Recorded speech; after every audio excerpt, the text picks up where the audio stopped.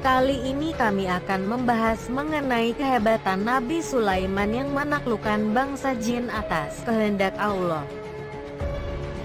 Sumber kami menjelaskan bahwa Nabi Sulaiman mempunyai gaya sendiri di dalam berdakwah.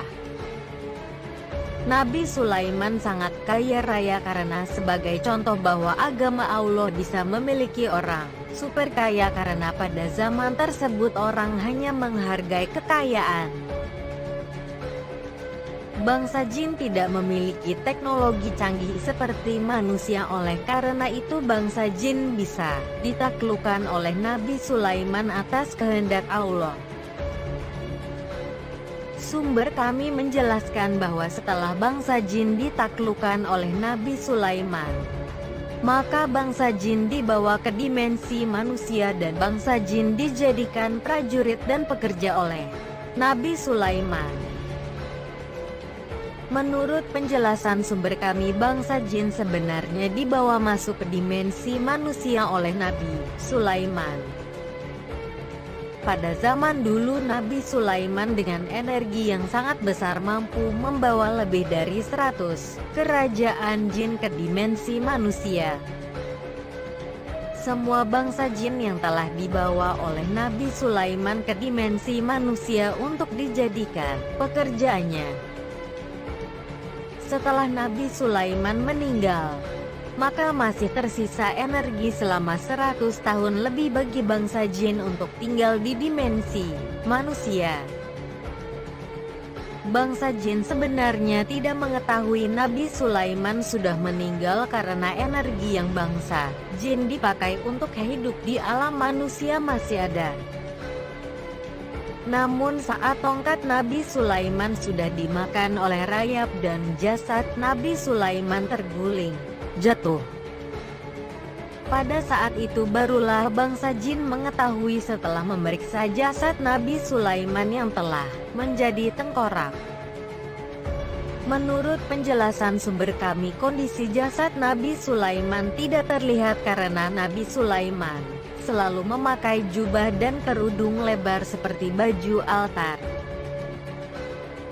Setelah Nabi Sulaiman meninggal, tepatnya 100 tahun kemudian, sisa energi Nabi Sulaiman akhirnya habis.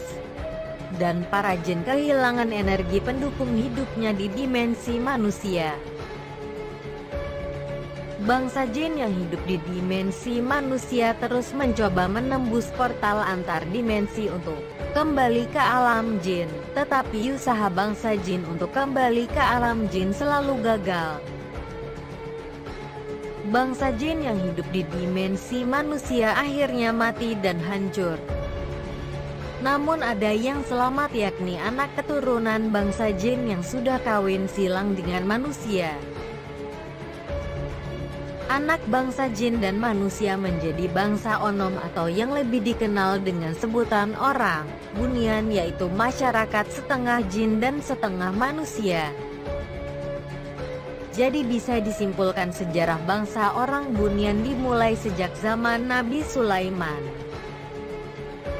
Di negara Indonesia terdapat banyak bangsa onom atau orang Bunian.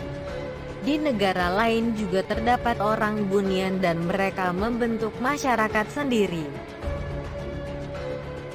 Orang Bunian bisa selamat karena blasteran antara bangsa jin dan manusia.